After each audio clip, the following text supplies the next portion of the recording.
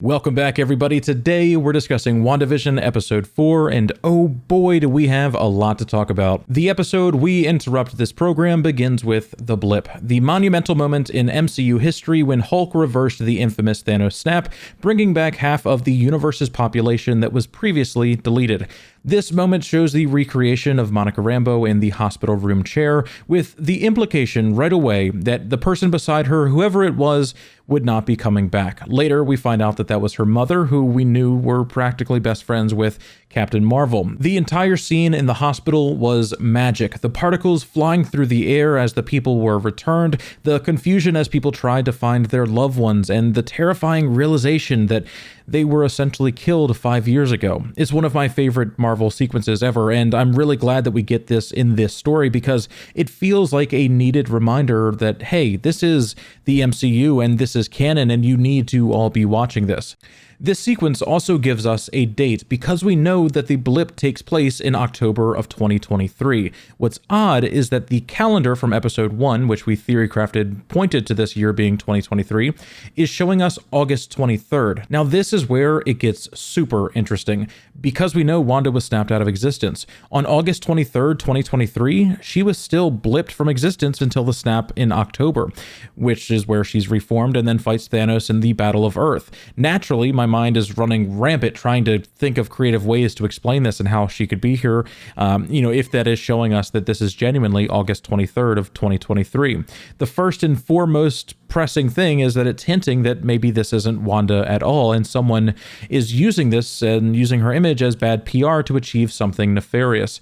However, it could simply be pointing to a time difference in the created pocket reality, but I am very conflicted over this point, and ultimately, I want to know what all of you think. Does this matter? It seems like the entire episode 1 was really built around this date and figuring out why it was important, so are we meant to just forget about it for some reason, or are we meant to forget about it and then they can bring it back later on to show us, hey, this was important and it was in front of our faces the entire time? Let me know what you think in the comments below. The scene at the hospital also shows the chaos of human life. While the literal battle of Earth is happening, they exist in their bubbles, unaware that Thanos has Sanctuary 2 pointed directly at the planet, ready to annihilate humanity.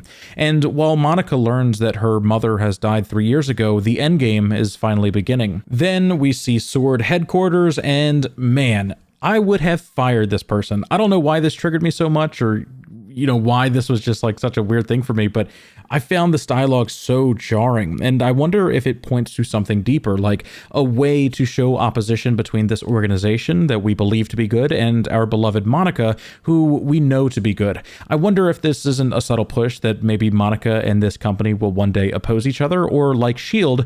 maybe already has people on the inside that aren't working for the utilitarian betterment of the planet, similar to how S.H.I.E.L.D. was infiltrated by Hydra. Which brings me to my main point. This dude is evil, right? Tyler? Like, am I the only one that just felt like something was up with this dude the entire time he was speaking? His office even has a hexagon on the wall. Like, come on. You just happen to be sending her on a missing persons case that leads to this massive operation, one that mirrors the moment when S.H.I.E.L.D. finds Mjolnir in the desert and sets up this entire operation to figure it out. I'm getting ahead of myself, of course, but my spider sense was just, tingling when I first saw this character, and I think it points to him being a villain or them wanting us to focus on him while the real villain is revealed elsewhere. Based strictly on his words that he says to Monica, I believe it points to a good in him, right? He shows some kind of humility, talks about the position being hers and essentially something that she has earned because of, the work that she's done previously. But based on everything else, something feels off. But again, I'm getting too far ahead of myself. The reveal of the S.W.O.R.D acronym is also a change from the comics. In the comics, this was once a Sentient World Observation Response Division, and now it is a Sentient Weapon Observation Response Division. This change, of course, being very odd because many things could be sentient weapons. Wanda herself being given the powers from the Mind Stone, Vision literally being an artificial intelligence given advanced powers from the Mind Stone could also be considered a sentient weapon, and many, many more. In Iron Man 2, US senators are trying to classify Tony's Iron Man suit as just that, a weapon, so that they could have government oversight into its creation. And this stood out to me because of this line. Shifted away from manned missions and refocused on robotics, nanotech, AI, Sentient weapons, like it says on the door. To me, this just sounds like a Tony Stark project, and considering nanotech is what he uses to create his last suit, I think that we're supposed to connect these two. This idea of weapons being hard to define is important because they next reveal that they aren't simply observing sentient weapons anymore. They are creating them. It also says observation and response on that door, not creation. The world's not the same as you left it. I wonder if they aren't hinting that they are doing something like Tony did with Vision. In a lot of ways, he is the OG sentient weapon of this world. He admits they are creating something that involves robotics, nanotechnology, and AI, all to create a sentient weapon, and we never talk about it again. I think the implications of this are huge and ominous. During their conversation, we learned that this is 3 weeks after the blip, and that they have drastically reconfigured their organization since she left and since her mother died, which I think could also point to this being a malicious thing. They say that they are creating weapons because space is full of threats that weren't around when she left, to which she simply reminds him, "Nope, you're an idiot. I was a literal child when Skrulls entered my home, and my mother was best friends with Captain Marvel, who was, if you don't remember, a half-human, half-Kree superhero." And this idea of Skrulls coming back into the story because of the ally remark is an interesting thought, though I'm really not sure of the larger implication if they were already here involved in the WandaVision story. They could literally be anybody. We learned that S.W.O.R.D was built and then ran by her mother, and that before she died, she made sure that anyone that came back would not be leaving Earth anytime soon, which is just a feels-good way of saying she never lost hope. Now, we learned that the mission is taking place in New Jersey, which was hinted at in the show because of the number and the license plate here, but now it's confirmed. And this is only interesting because of American folklore of the Jersey Devil. Now, I'm not going to spend too much time on this, but there is a legend of a creature called the Jersey Devil living around New Jersey, which could be hinting at the devil of the MCU coming into the story by the name of Mephisto. Monica gets to the Westview border and meets Jimmy Woo, and this conversation is the weirdest yet. I have watched this a dozen times, and it just feels like there's more happening than meets the eye, but I can't exactly place it. Starting off, Jimmy Woo does a card trick, which is a callback to his involvement with Ant-Man. Close-up magic. I learned that. How'd you do it, Scott? The card trick? James E. Woo, FBI. Now, we learned that he has a special person that was in the witness protection program that not only went missing, but his known associates don't even remember this person's name. I think it's fun to consider who this person is, and while I don't really have a super detailed theory about, this missing person, I don't know if it matters too much. I'm guessing that it may be Ralph, because that's really the only person inside of the sitcom that has really been referenced and then not shown. Jimmy Woo says he took a flight from Oakland and encountered a new wrinkle. I referenced the wiki, and I couldn't really find anyone in the MCU saying this phrase aside from a quote in Endgame where Rhodes says a wrinkle in time when poorly discussing the time heist plan. I'm assuming that it doesn't really have a deeper meaning other than that he noticed something didn't add up to him about this place when talking to the police officers that did not realize that Westview existed. The officers say they are from Eastview, which probably doesn't exist, or maybe it does, I don't think it really matters. And I was hoping they would drive into the city and disappear, but they play a sound effect while looking at Monica and Jimmy, and it sounds like they turned the car around and drove away, though it isn't clear why nor where they are going. Nobody on the inside of the town can be reached, and the people around the town, when the spell went off, don't remember that this place exists. Jimmy tells Monica that the town doesn't want him to go inside, and then makes a comment about her feeling it too, which felt so off to me. Like, what is she supposed to be feeling? How does he have some kind of advanced perception of this thing? She literally gets pulled into the town moments later, so she must not have had that feeling, whatever strong burning sensation he had, to literally stop his car and check this and understand that something was off about this world. So again, my question is, how does he have this advanced perception of the reality here?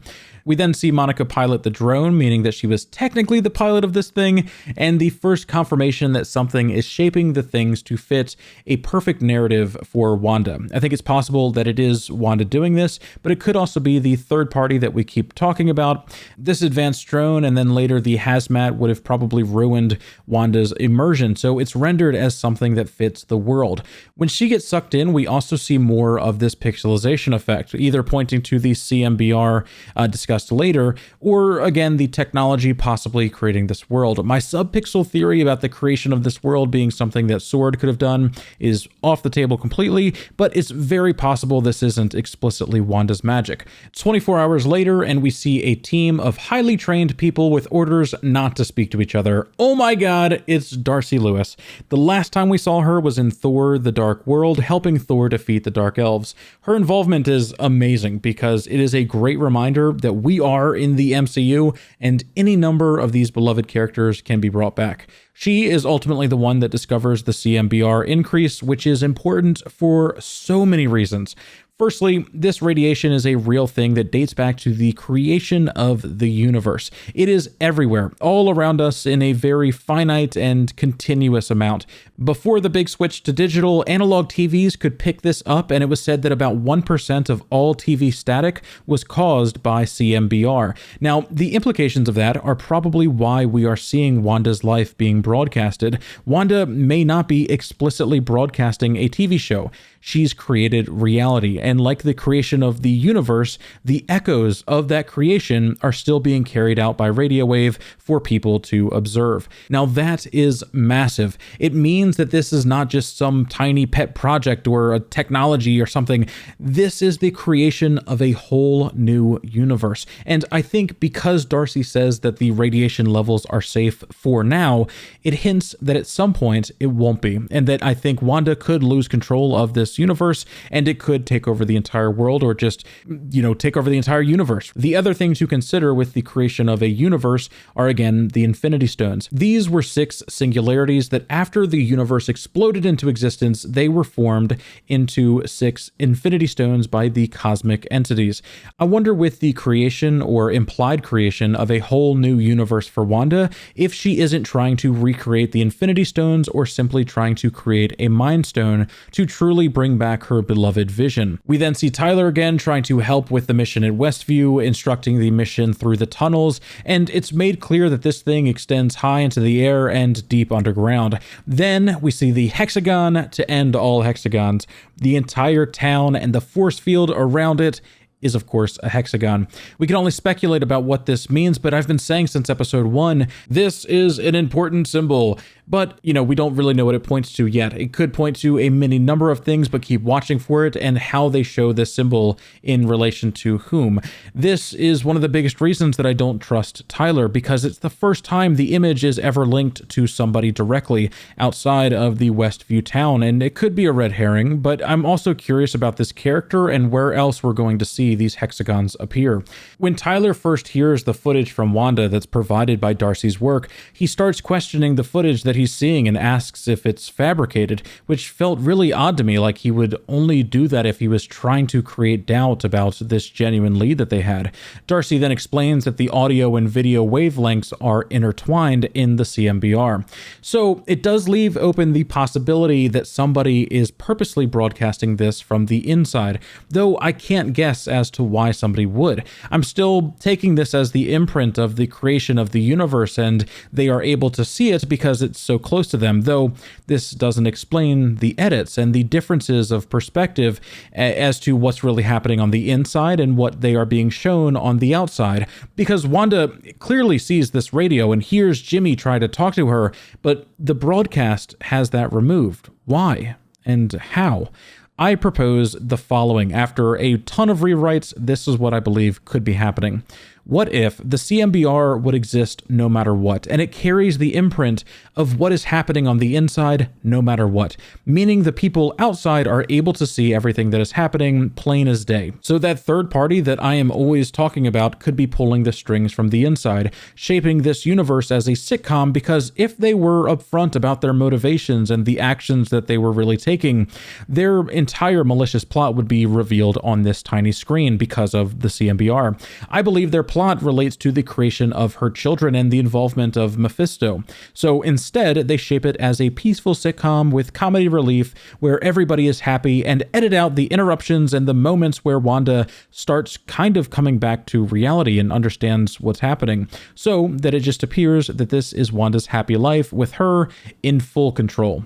The CMBR is the constant in this equation, and the third party is somehow editing the broadcast to mask their activity. Otherwise, the echoes of what's happening on the inside would be carried outward by the CMBR, and S.W.O.R.D and many others would assemble, to stop them. Right now, it's just a quirky puzzle trying to figure out how two Avengers are stuck inside, but the creation of those children could mean Mephisto coming into the picture and ready to rain hell on Earth, and that is a much, much more adult, not safe for work broadcast. They then start identifying people inside of the sitcom and come to the identity of most people, excluding our gal, Agnes. This, of course, being because I believe that she is the witch, Agatha Harkness. It's interesting as well that we see this whiteboard full of questions that feel like they were, ripped directly from Reddit. I am just waiting for Abed from Community to just show up and tell us that we're all on a TV show and that's the point, and, it's really not that deep. They then start trying to speak to Wanda, and the edit happens, and we come to the commercial for Strucker watches. We see the hazmat turn into a bee suit, and then we hear this. 1950s, 1960s, and now the 70s. Why does it keep switching time periods? It can't be purely for my enjoyment, can it?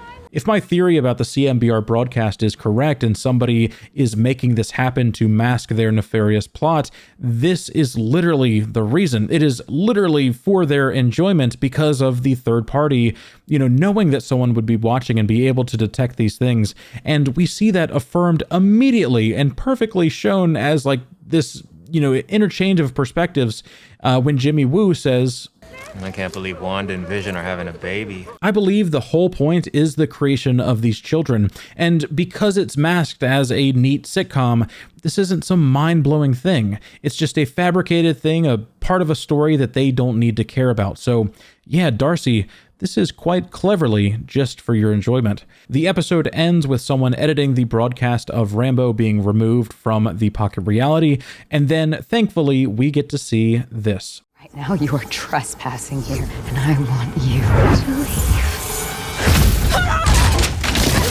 Wanda throws her through these buildings, much like she did to Vision going into the ground in Avengers. Then we get the shocking moment of Vision. We see his true identity, a dead shell of his former self, being puppeted like we talked about in my previous breakdowns. This was one of the most gut-wrenching moments for me, considering everything that these two have gone through. I truly believe it shows a desperation and awareness of her current situation, meaning that it is entirely possible that she is doing all of this on purpose. And I think that she is still being manipulated, and it's possibly, maybe she's being controlled. But to me, this felt like Wanda understanding that she had a dead husband and she was masking that, and shudders at the realization of that. Then she goes right back to being content in her world as his face changes back, and she continues protecting herself from the grief of losing him. Now, something also worth noting is the loss of her brother. She has gotten a terrible hand dealt to her, and I think it is entirely possible that the reason Vision has super speed now in this reality, and that it's something that they reference constantly, but something that he didn't have explicitly before, is because she is combining the grief of losing Pietro with the grief of losing Vision. Now, let's theory craft a little bit more. I have one scenario that includes Mephisto, includes a conscious and powerful Wanda, and includes her genuinely taking control over these people and creating this reality. Mephisto is the devil of the MCU, and in the comics used Wanda to create children for him. I wonder if that did not happen in WandaVision, but in a form of a devilish trade. I wonder if the devil didn't appear to Wanda riddled with grief, just after losing Vision, and willing to do anything to bring Vision back. Like all deals with the devil, she probably didn't read the fine print, and it may have turned to this, but I wonder if she did not have good intentions to begin with, perhaps willing to trade her life or even trade her powers, if it meant that Vision could be alive again. Or possibly the creation of these stones again, as we talked about earlier, maybe not being what she expected or what she realized needed to be done to bring Vision back, and then it just blew up, right? But the exchange of her powers does seem like something that she would do, because since the Age of Ultron, she has viewed them as a curse and hated them because how people feared her so much because of what she could do. Trading that burden to be with the person that I love again is not a hard trade, and my heart breaks to consider how lonely she must have felt going through that, needing to turn to a literal devil for a chance at happiness again. And just to tug on your heartstrings a little bit more, consider this. She was just returned from the blip because of an impossible mission. Her team did the impossible to restore the universe and all of their loved ones, but the only people that she had ever loved, her brother and Vision, never came back. With survivor's guilt in full effect, I would have been looking at every impossible way to bring people back with great hope, even if it meant making a deal with the devil. But with that, we come to the end of the episode. Please let me know if I left anything out. Please comment down below and keep the conversation going. Special thank you to all of my Patreon supporters and our highest tier donor this month, of course, Michael Linck. Thank you so much. Much love, everybody, and I cannot wait to talk to you all again so soon.